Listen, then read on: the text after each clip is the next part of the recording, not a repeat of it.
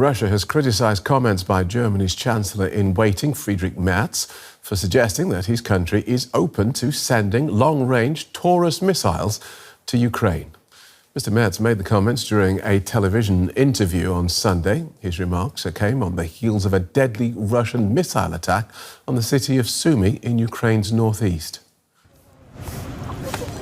People in Sumy pay tribute to the victims of Sunday's attack, one of the deadliest strikes on Ukraine in months. Kyiv says Russia fired 2 ballistic missiles at the city, killing dozens, including children. More than 100 people were injured in the strikes on the city center. Russia claims it was targeting a gathering of senior military officials. In an interview on Sunday, Friedrich Merz called the attack a war crime. The Ukrainian army needs to come out of the defensive. It is always reacting. It must be able to shape the course of events itself. The military would say they need to get ahead of the situation. The cruise missile system Merz wants to provide would offer Ukraine greater range and better precision than the cruise missiles currently being supplied by France and Britain. In his interview, Merz even suggested they could be used to strike vital supply route infrastructure, such as the Kerch Bridge that links Russia to Crimea. The Kremlin said Merz's remarks prove the German Chancellor-in-Waiting does not want peace.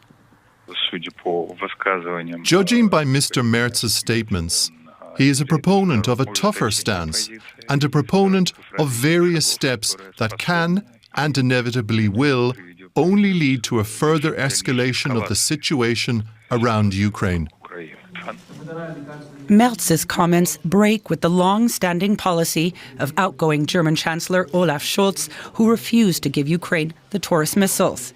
It's unclear whether Scholz's Social Democrats, which have agreed to form a coalition government with Merz's centre-right bloc, will support Merz's position on the weapons transfer.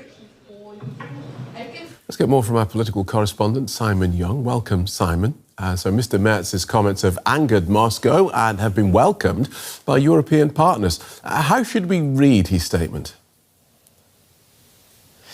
Yeah, Phil, there's a couple of things to remember here. Of course, Friedrich Merz is not Chancellor yet. What he says now in a TV appearance and what actually happens when he's got his hands on the levers of power, they might differ.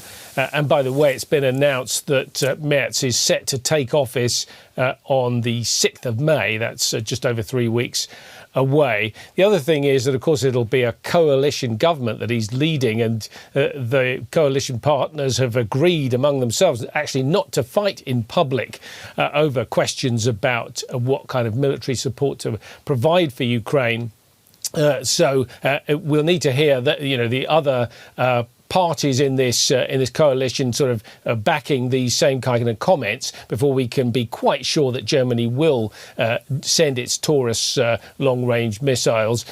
Having said all that, this, of course, is the stance that Merz was pushing during the election campaign. He wants a much tougher, clearer backing for Ukraine, even stronger, even clearer, if you like, than Germany has been providing so far.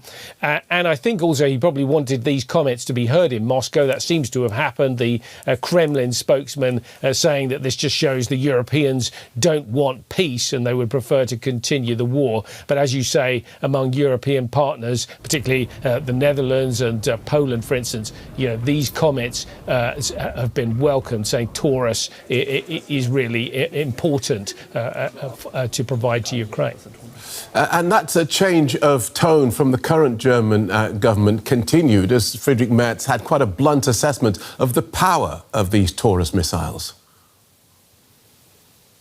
Well, yes, indeed. He talked about, very strikingly, a potential target for Taurus, namely that it could be used to destroy the Kerch Bridge. Now, this is the long bridge that connects the Russian mainland with the peninsula of Crimea, which of course Russia has occupied.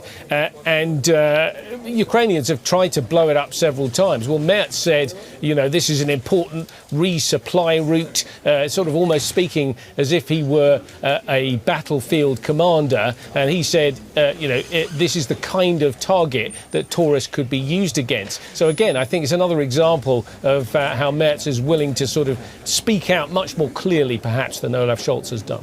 OK, so it sounds like if and when Mr Merz actually takes power, Germany's policy on Ukraine will be clearer, more direct than it currently is.